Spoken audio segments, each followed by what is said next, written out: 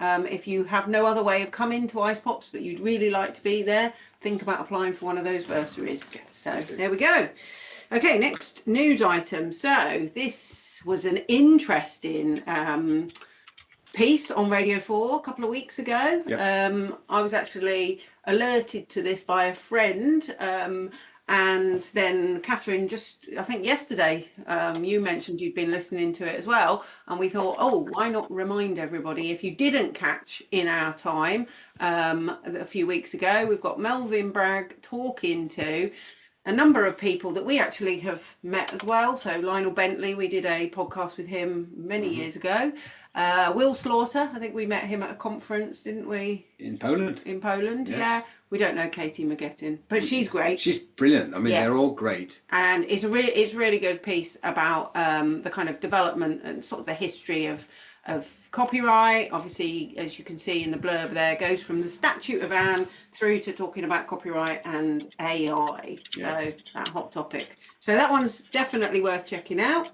And then finally, we've got one more. Do you want to tell us about this item, Chris? So this is a Creative Commons event with researchers from the University of Glasgow, from Create, many of whom are our pals and colleagues, but they've done what looks like a really fantastic report, a study into open licensing models in the cultural heritage sector. So we know that cultural heritage is, a lot of people in this community do get involved in those things around galleries, libraries, archives, museums, and we are looking forward to hearing what they've said. It's about business models, open licensing. How does it work with the commercialization and sustainability, digitization aims of those institutions? I will certainly be tuning into that one on the 24th of June. Absolutely. Yeah, no, sounds really good. Really good. So looking forward to that.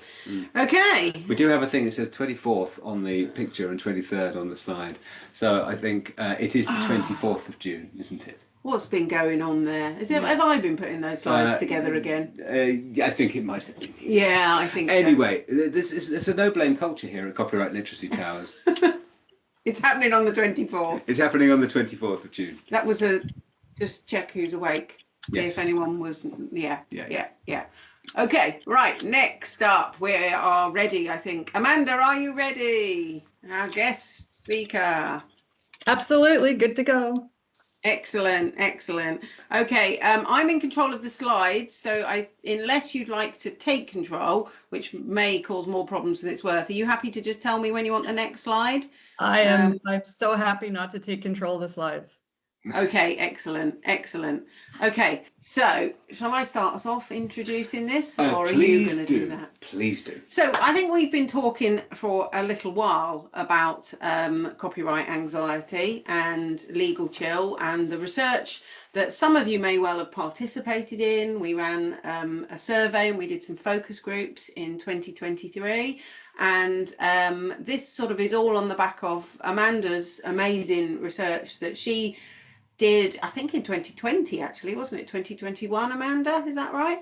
That's when the paper was published. Yep, 2019. Yeah, we'll get into it in a bit. Yeah. And we were really excited to sort of do some work looking at how we can compare what's going on in the UK in higher education with Canada. And so it's been really great to work with you, Amanda. And I think I'm handing over to you to start with, although we're going to just do quick introductions. I think most people know who Jane and Chris are, though. But we will move on. This is it. Amanda, I'll let you say something now. Sounds good. Hi, everyone. Thank you so much for having me. It's a pleasure to be on the podcast, and I'm glad it's being recorded. I saw in the chat someone was able to Frankenstein some text, so that's fantastic. I am currently the Open Publishing and Digitization Services Head at the University of Alberta Library. We are ranked top 4 now, I think, in Canada as a university, but I have spent the better part of the last decade working in copyright for that institution and been very active with copyright advocacy, especially around crown copyright and other matters related to higher ed in Canada. So That's my background. And just to chime in on the weather, I am thrilled to be joining you from a very rainy Edmonton, Alberta, Canada, here in the West. Oh, it's such a joy because we've had forest fire smoke that has made breathing very difficult for the last week. Oh no, you had that last year, didn't you, as well? Oh yes, every year it seems to be getting worse, and the rain is a gift that should never be trash talked. So, so if you hear someone giving the gears to a rainy climate wherever you may live, don't let them do that. It is a gift, let me tell you.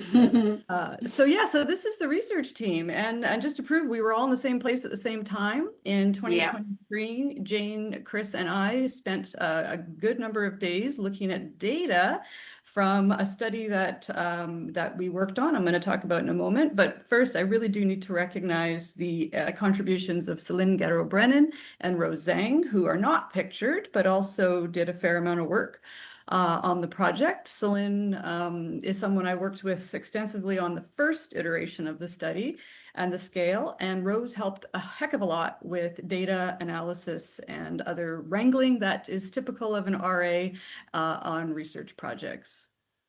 Yeah, so that's us. So let's talk about what we did. Next slide.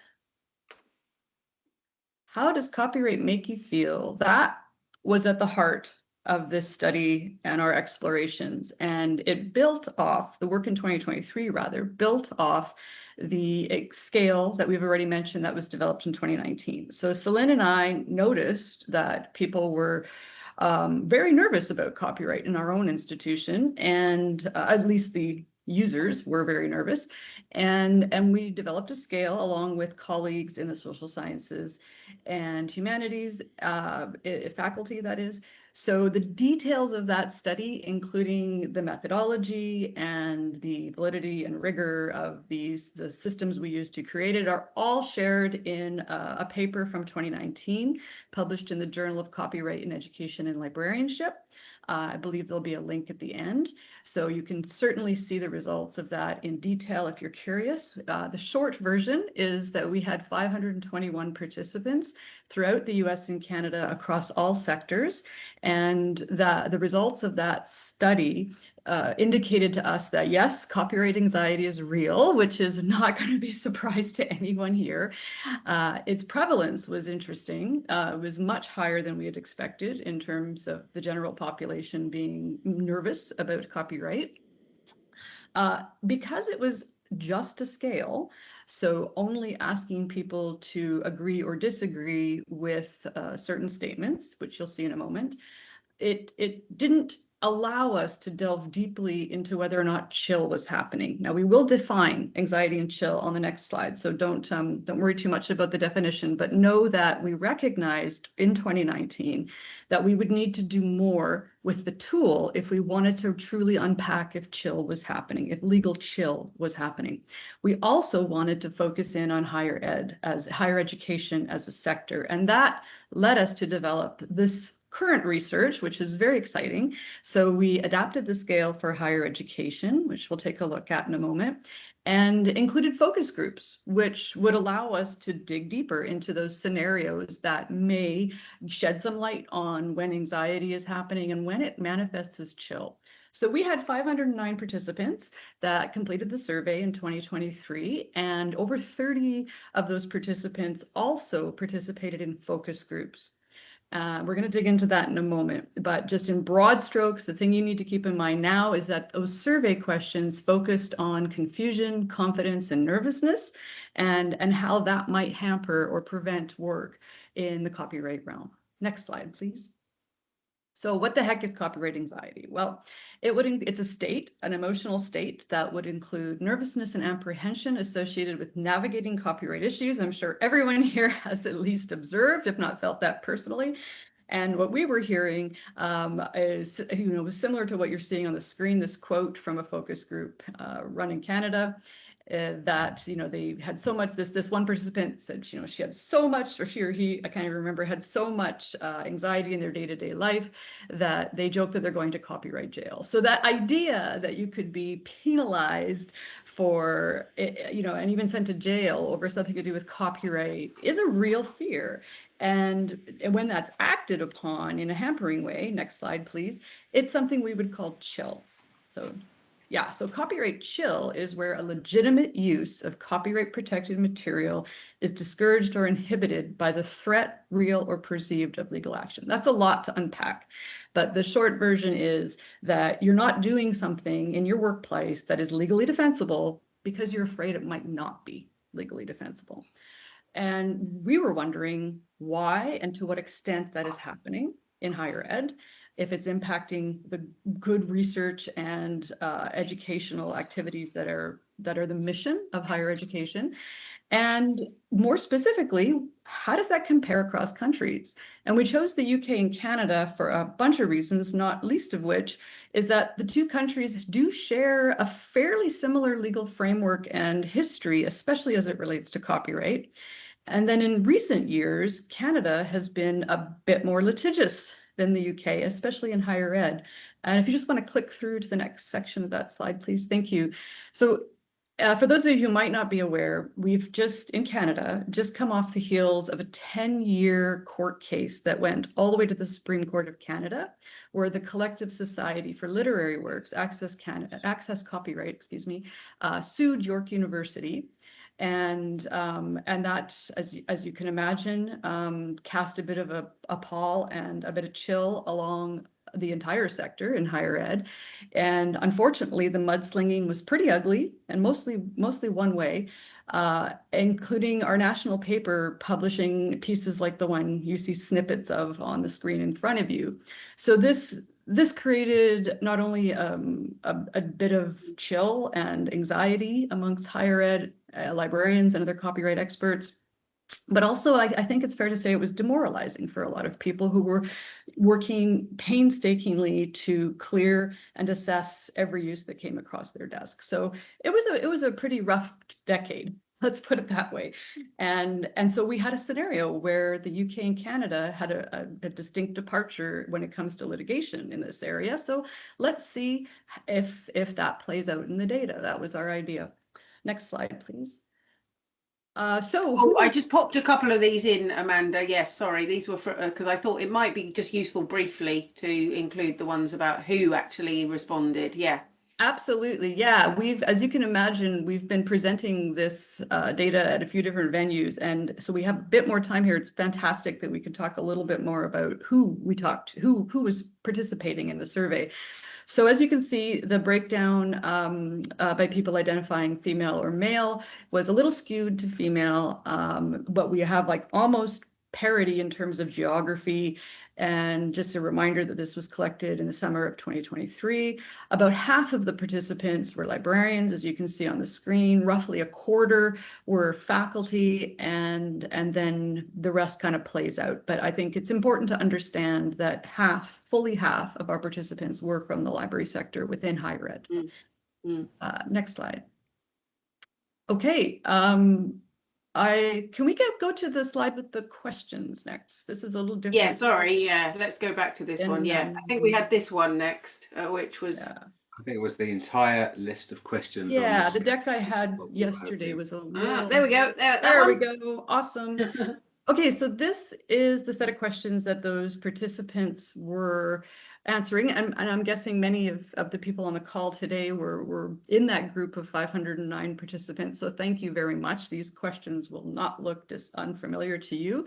So participants, for those who weren't involved, were asked to agree, disagree, strongly disagree, typical Likert style question response or statement response.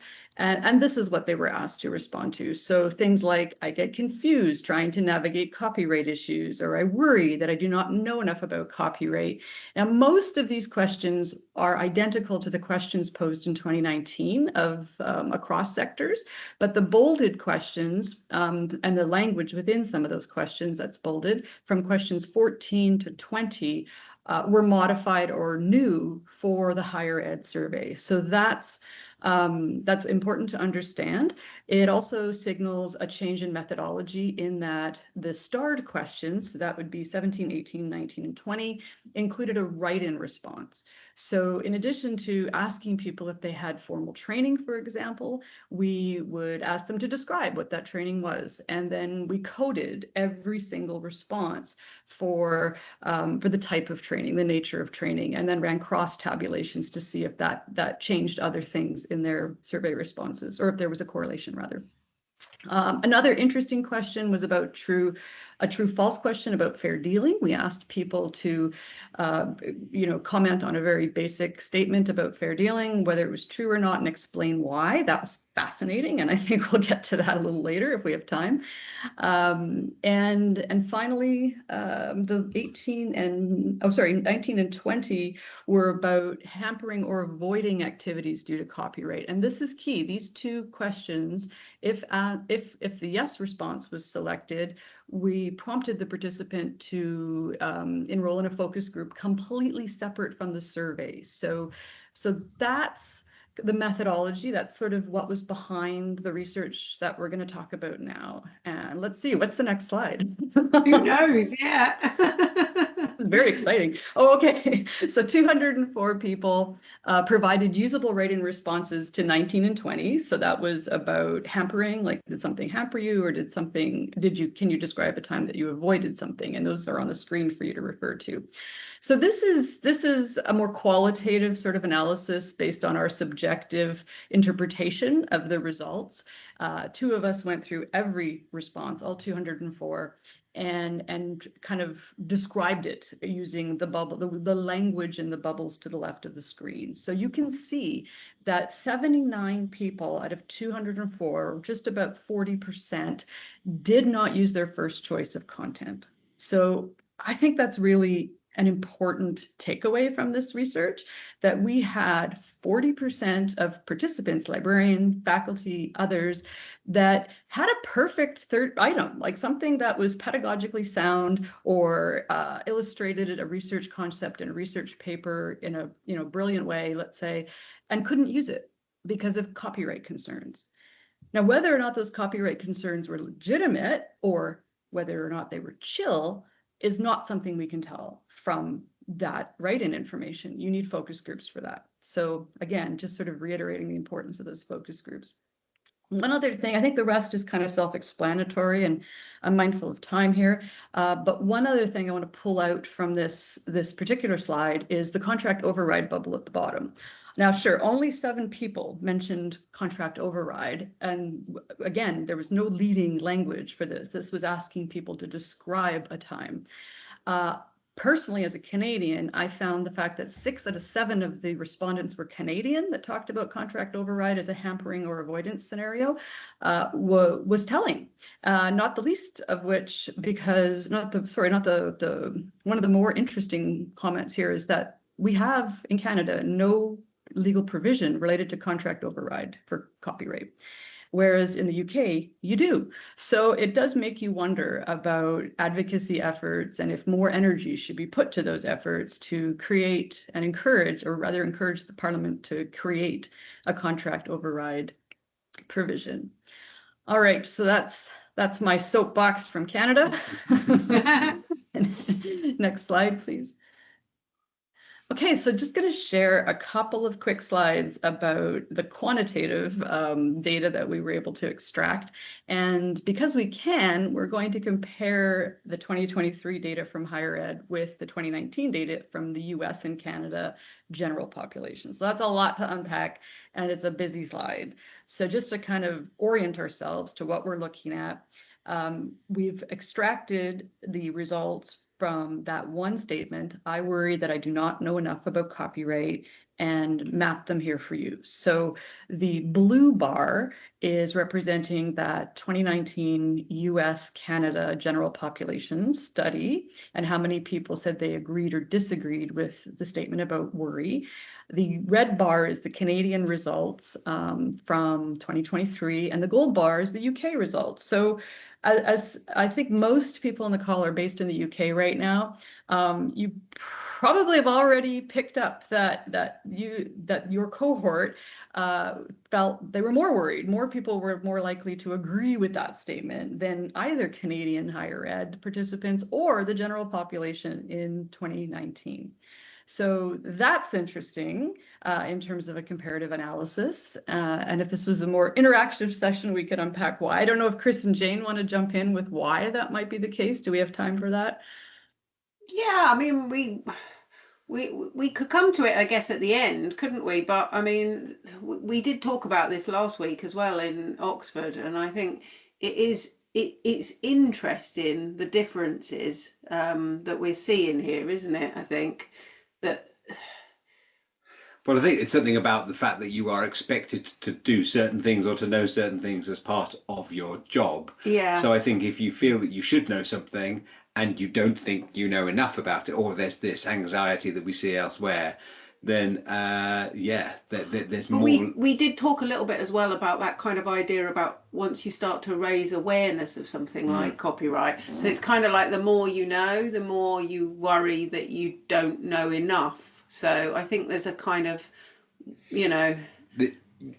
just to compare with the general public. I think there is actually something that we will be coming on to later, because we do have some analysis of our focus groups. We do. At that point, I think there are some findings there that I think might point the way as to where What's going on, where that Yeah, and that kind of triangulation is critical. And it's so important to remember that the data we're looking at is simply the response to that Likert style category. That's it.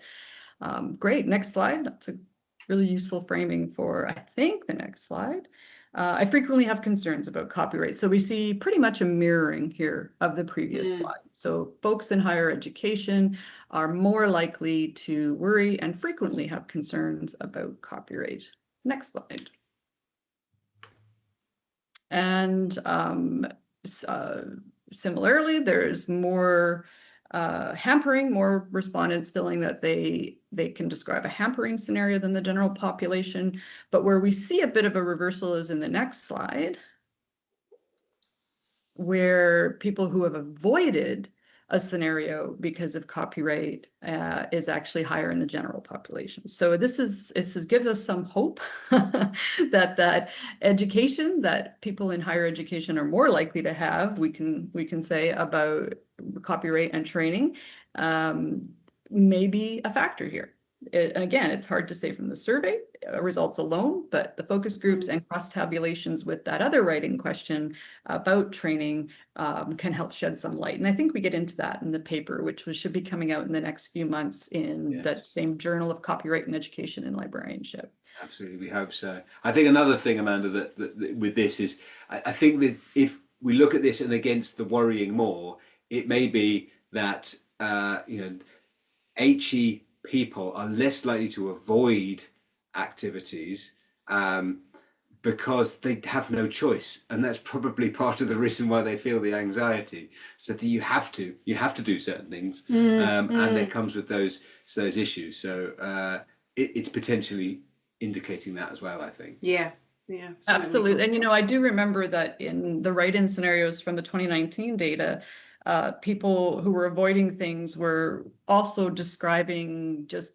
YouTube. Like YouTube came up often, and that content check, that automated content checker that implied that you were infringing copyright, they just didn't do whatever they were doing. They walked away from it. They avoided it. That came up a lot. So that certainly speaks to the difference between a workplace scenario and personal interest. Absolutely.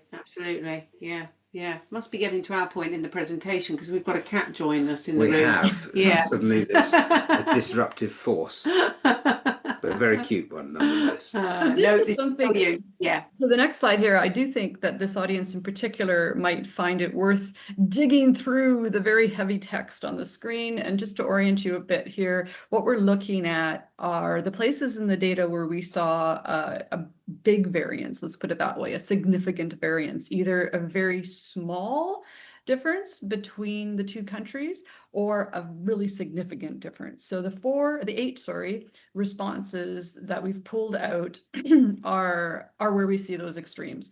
The remainder of the Likert style questions we didn't see as much variance. So that's what you're looking at. So on the left, you see the place where the Canadians and the folks in the UK were the most aligned in how they answered the questions. And on the right, you're seeing where there's the most variation. So if we just look at the top row, for example, the statement, I am familiar with copyright legislation and or case law, there's almost no difference really between the UK and Canada on that. We all feel pretty confident that we're familiar with copyright legislation. But if you look at the people that are saying they can identify exceptions to copyright infringement on the right of that top line, Canadians are significantly more likely to say that they can identify exceptions. So I'm not sure what to make of that beyond saying it's an interesting observation. Yeah.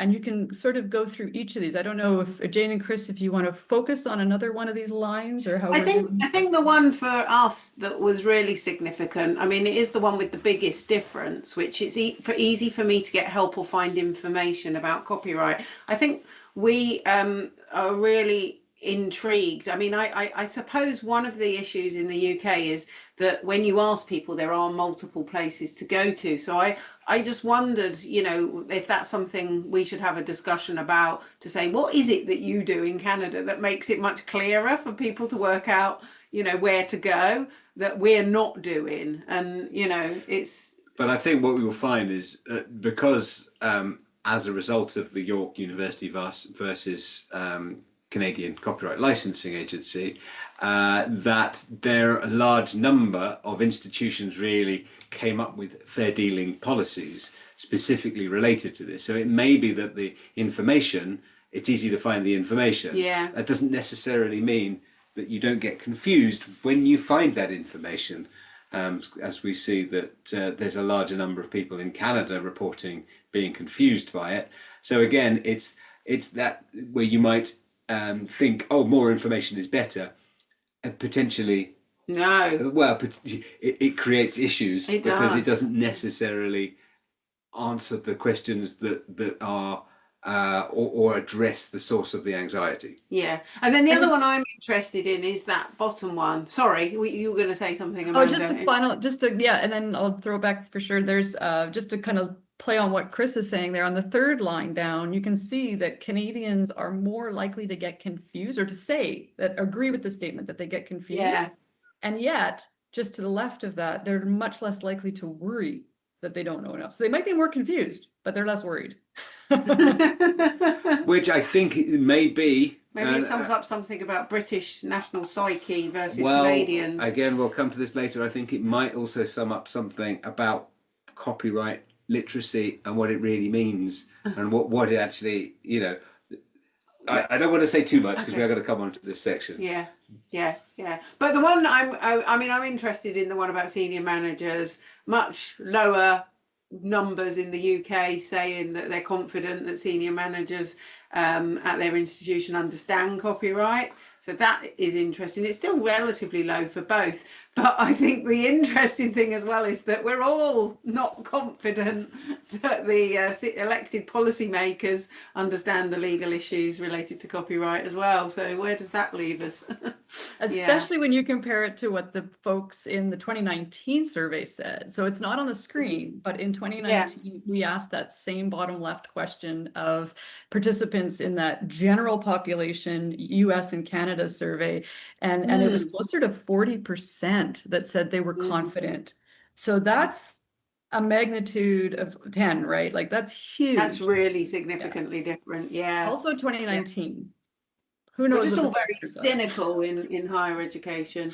I think jaded, tired, and cynical. Or potentially just aware of the complexity and the nuance of it, and having seen firsthand how the legislative process seems to not really find a particularly good solution. Or maybe so I think the folks on the call can probably appreciate even more than they already did it. I'm sure you're all aware of the limits and the strengths of survey data. This survey has the data we've acquired from the survey has really informed a lot of our exploration into copyright, but anxiety and chill. But it really is that it's an exploration, and it's opened up a lot of questions, and that's probably a good segue to the to the focus groups. Yep. Okay, so I think that's us now. I'm just going to stop the share at this point and reshare the slides. Yes. It's just to avoid some issues. So Chris, if you can just have a little bit of a waffle, and have you got our camera on as well? So yeah. So okay. the first thing that we talked about, which with the slide will be coming up first of all, is how is copyright anxiety experienced? What are the particular things that we see people coming up against? There is, I'm doing this from memory now, what that slide says. Frustration. Frustration is one of them. Yeah. Hang on a second. Let me get these slides up for you. Yes, they'll be there in a moment. So it's the updated version. There we go. Just give me a moment. PowerPoint's having a think. There's a question here from Lizzie, I see in the chat. Could it be that the rise in the focus of online learning and hybrid online contact also raising copyright issues more? Yeah, I guess that if we're comparing the previous survey, it was a different population. It was the general public rather than higher education. But clearly between 2019 and 2023, there was some pretty big major changes around the world, which we won't need to explain to everybody in depth, Yeah. but led to those changes. Just in give how me a we do. moment and I will be sharing those slides with you all. Fun with Zoom. Absolutely, It's a great yeah. platform. Yeah. Okay, there they are. There they are. We're Right, almost there. We're almost there. They're going to go into the wrong mode, but I'll just play them. Right. There Okay. Okay. Over to you. Yeah, let's get through this relatively quickly so we can get some questions and discussion. So, how is copyright anxiety experienced? This is based on the analysis of the focus groups that we did, and comparing also looking at, we did most of the focus groups with people in the UK, but Amanda did focus groups in Canada as well, but we do have a higher percentage of data from the UK. We also had a similarly higher number of librarians that wanted to come and talk to us about copyright anxiety. So frustration was one of the things that came up, a word that people actually use directly. So somebody said that they wanted to hide under their desk when they had these certain situations related to copyright. And then another interesting area, particularly when we were talking to librarians, was this idea of feeling anxious and discomfort around acting as some sort of gatekeeper. So I'm sure for many of you on the call, this is very familiar, this idea that the librarians were seen as the experts on copyright, and that you were expecting to take on this compliance or policing, as the person called it, role. A discomfort with uncertainty was mentioned. So just this whole idea that there's all these grey areas in the law, you're always a bit unsure if you're relying on a copyright exception. But also this idea that that it was, can I get that one to come up? Oh, my slides don't seem to be moving at the moment. So I have. Aha, there it is. Oh. Sorry, this is quite painful, this version of, yeah, it's chucked me out of Zoom as well. Oh dear. Okay, well, we're going to get the Zoom back Hold on. any moment. Okay, hold on. I just want to point out at the beginning of this, Chris had said Friday the 13th was what was it? Yeah, there's definitely some gremlins around. They heard you.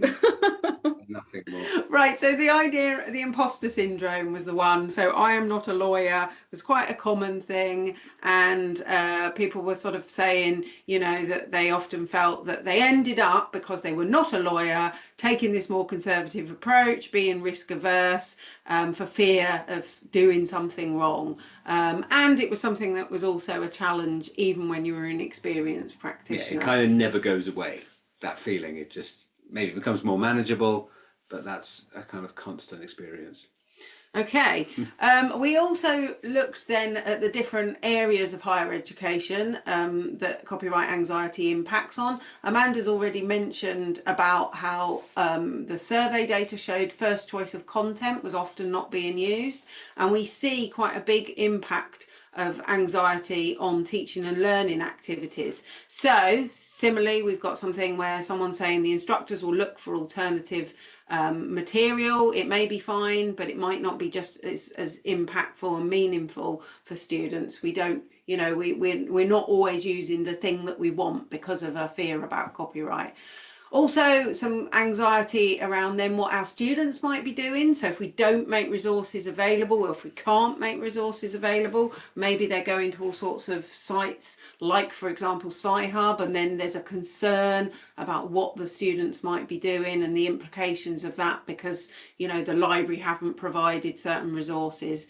And then we also saw, and we had somebody who was a learning designer who was talking about this idea when they were creating a MOOC, that they wanted to base it on a textbook, but it just all had to be put on a back burner. The project was kind of shelved in the end. So having an impact on the content that can be shared openly. Chris, do you want to talk about research? Or yeah, so the research process, again, like teaching, was hampered. There's people, again, not using content that they probably could, stifling research innovation. And there was a particular example here of a PhD student, huge amount of anxiety about writing research process, starting to use ChatGPT, no understanding of how intellectual property works with artificial intelligence and copyright. And I reference Liesel's comment there about calling back to the elected leaders' point of view on copyright. AI will have had a huge impact. And we see, I mean, I think all of us are seeing, who are involved in this, a huge amount of uncertainty, lots of questions and few answers about how that's going to change our practices and all of those things, licensing regimes, etc. So yes, research, but then library services as well. Lots of things like digitization projects that couldn't go ahead because of copyright. We had frequent examples.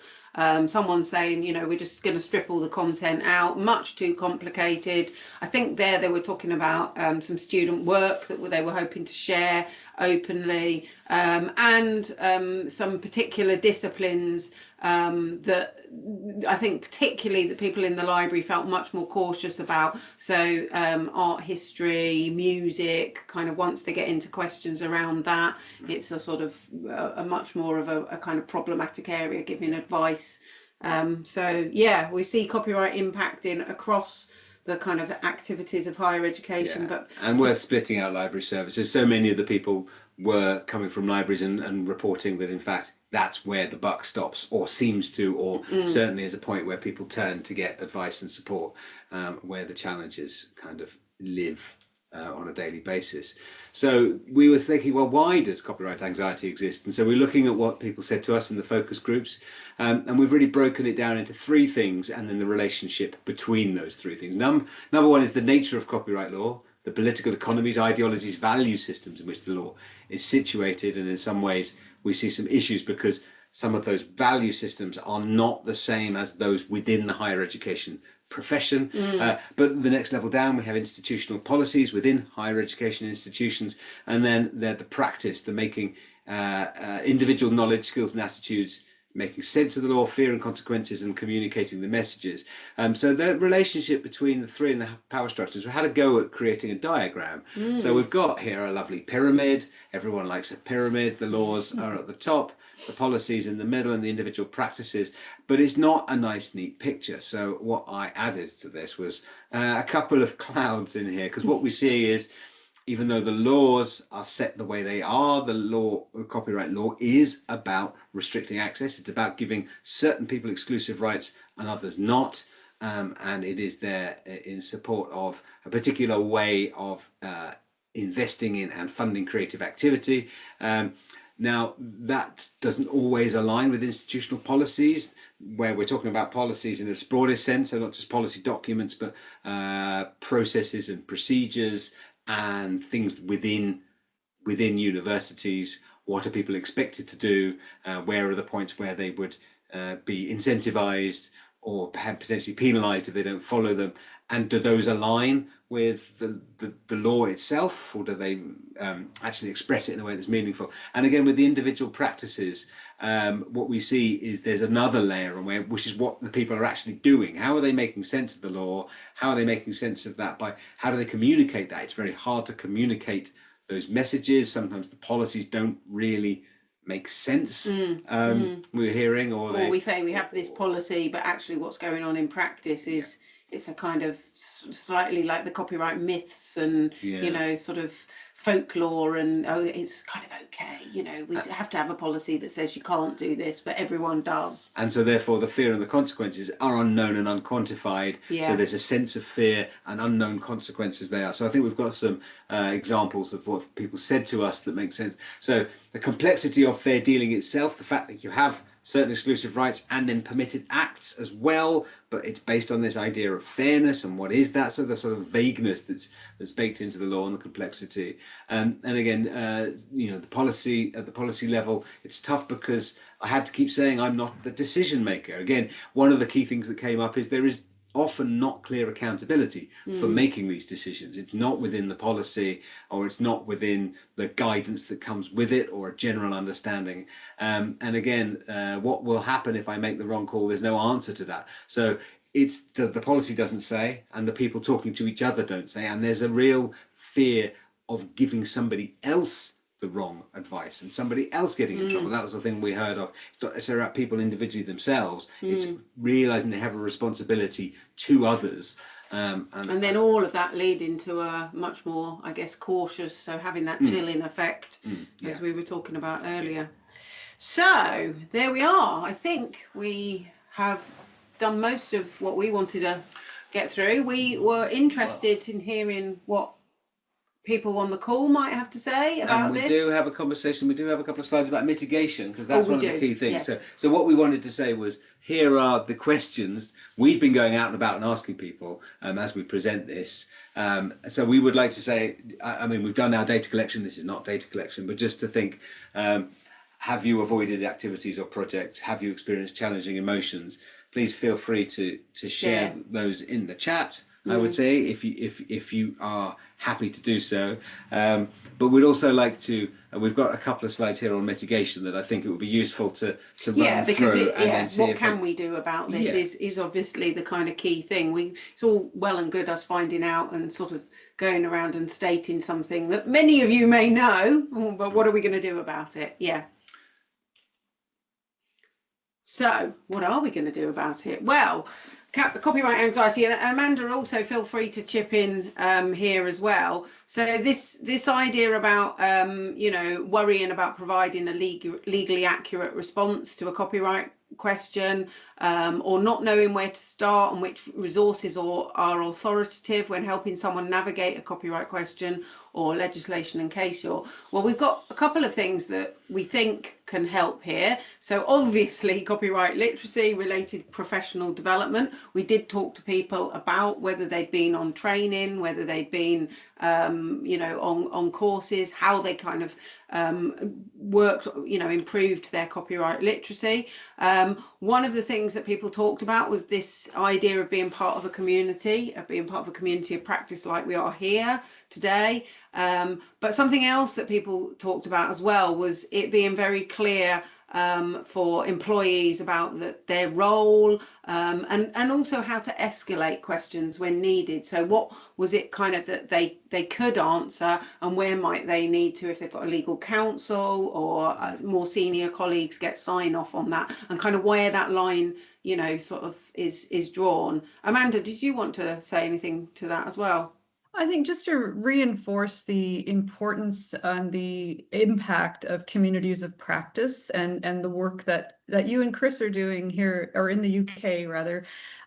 It's in Canada, like here in Canada, over the last decade, as I said, there's been a pretty rocky road in terms of coming to terms with just what it means to have a legal case staring you in the face, and that the community of practice was integral to helping people move through that. And I hope you never find yourself in that situation in the UK, of course, but just developing that community of practice, the people, your colleagues, thinking about your colleagues as being across the country as opposed to being in your institution can really help with advocating for change in your own institution, for advocating for the kind of clearer expectations or the policies and procedures that are informed by actual practice. It can really help to have a colleague at that university, you know, across the country and say, hey, how are you doing it there?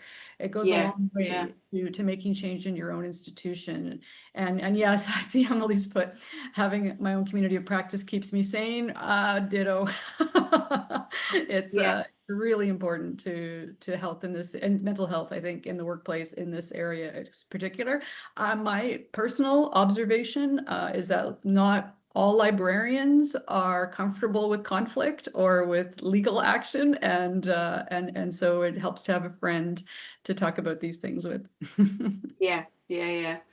And then how to mitigate against like chill. So, you know, chill being this idea that, again, we may be, you know, giving this really cautious, risk averse advice where we might be sort of indicating to a student, a member of staff, that they're not allowed to do things, or that something that they want to do is, you know, when it is actually legally defensible, or, you know, just basically avoiding doing sort of certain digitization projects, anything that's kind of complex, because, you know, we think, oh, copyright is just going to be a real headache. So again, I think that's where copyright literacy helps, but particularly I think we've emphasized for decision makers as well. So the more senior staff having that sort of confidence. And I think it's not so much that they don't want to make decisions, because actually that's what senior management is all about, making decisions. But what it needs to be is in a controlled environment, or in certainly a structured way, that they can feel confident that the decisions they're making have got the right input, the right amount of information in it, and it's going to be recorded, it's going to be done consistently. So I think one of the things that I notice is that copyright questions come up all the time. They're kind of the same questions, and it's like, well, how do we deal with that? Are we feeling like we're making it up as we go along? Do people feel that they're going to make a decision which is going to be a sort of spiky outlier in terms of generally what people are doing in any given situation? Again, so copyright, the community of practice, having structured way of making. Yeah, I would just jump in and kind of reinforce that the decision at that level of the decision makers, the risk is so much greater if it's done poorly. A policy that is too restrictive or too conservative, not exploiting the rights that are legally available to us, which are very small in the big scheme of things. They're carve-outs from a broader legislative framework, but not using those carve-outs puts our very mission at risk. And unfortunately, there is, again, my personal observation is that there's a direct relationship between how much experience directors, higher level managers have with copyright and copyright education, and what type of policy and the conservative nature or not of the policy that they're putting in place, which all the employees then must fall in line beneath. So the risks are so much greater, in my opinion, anyway. And developing a relationship with the legal counsel where that's available, kind of knowing, you know, when you defer. There's things we can do, and we're hopefully going to put much more of this in our article, because we are still working on a second article about that. So I'm just conscious of the time, and that's our contact details. Most people on the call probably know how to get hold of Chris and I, but Amanda, we've got your contact details there as well. And I think, we haven't got lots of time, but I see we've got a really interesting comment from Lizzie Holden there, that's really useful, saying not avoided but being cautious and considered alternative resources. So and in the fully online space, you found that the organisational policies to be quite grey, and focus much more on traditional campus-based learning. Absolutely. And I think absolutely as well with film education, that's something we're looking to talk about further at our next webinar as well. if anyone has got any quick questions, then please feel free to get in touch. Otherwise, watch this space. We will announce when our first article comes out. I say we're working on a second article, which is going to go into much more depth about the focus groups. But we've got some fantastic findings there, and yeah. And anything, Amanda, that Yeah, you any want last minute to add to what we've covered so far? We know you've had a lot of coffee this morning. I have this like massive mug here prepared just to thank everybody for their interest in being on the call and to watch this space. We're working on that second article that I think you just mentioned, and looking forward to doing more of this work. Yeah. Great. Okay. So I think that just leaves us. We've got some references there. We will be putting these slides up on our website as well after today, and hopefully a recording. And we wanted to just mention our future next webinar that's going to be in July, which will be probably, we won't be doing one in August. Yes. I think we'll be taking a break, and we have the IcePops conference in September. So we will be back in the autumn after this, but 18th of July, where we're going to be talking about copyright and multimedia. Again, it's going to be Chris and I, and we're going to be joined by Bart Maletti from University of Glasgow. I think we've got some other people joining us as well. Have we yes, not? Actually, that may be true. Yeah, that is true. So it's going to be a range of speakers. Yes. And yes. we're thinking that might be, is it going to be a closed session or not? Yeah, I think it might be. I think it might be a closed session. Yeah. On this particular occasion, which would be for people within higher education. Yeah, or but we'll advertise and how you register for that. We will, absolutely. Yeah, yes. Yeah.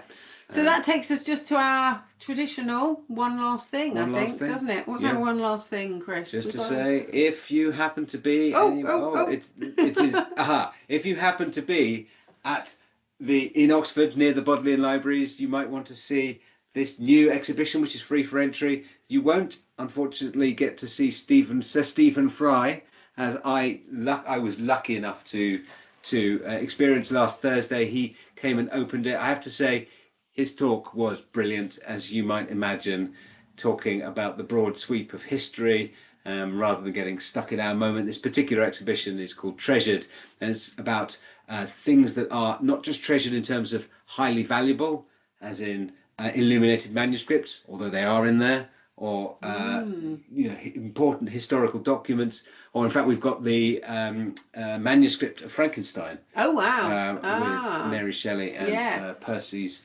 scrawls in the margins.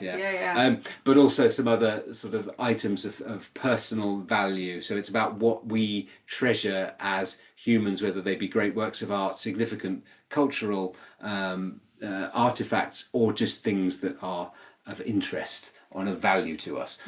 He did a great talk. He is a national treasure. I was very lucky to be there. So yes, a recommendation that I'm sure my boss would be happy for me to. And if you want to spend money in the gift shop, he said, if you want to spend money in the gift shop, please feel free. But that's enough of that. That was yes, that was the one last thing. And thank you so much, everybody. For joining us. Thanks, Amanda, for getting up especially early to join us. Thanks to Emily for her help putting some links in, and to Catherine and Irene, who we're grateful to assistance. If anyone wants one of these t-shirts, yes, the t-shirts are not yet available on the t-shirt store, are they? They're not. We'll have them. We'll have put to those do that, up. yes. Yeah, but we can also send you the file if anyone wants to make your own t-shirt. We're not in the business of trying to make money out of t-shirts. It's not happening. Not yet. No. Not yet. But we were going to get some merchandise, aren't we? We'll see. Yes. I've discovered Chris's band have merchandise, so now I'm excited. I want pins. I want little pin badges, and with one of these, with a how does copyright make you feel on a badge? I think that would be great. Irene is saying bring them to IcePops is getting some thumbs up. Yes. So yes. We'll have to work on we'll bring a whole selection of things. Amanda, thank you. Enjoy the rest of your Friday, and lovely to see everybody. Lovely to have lots of people joining us from over the pond. Lovely to see Stephen, and have a good weekend.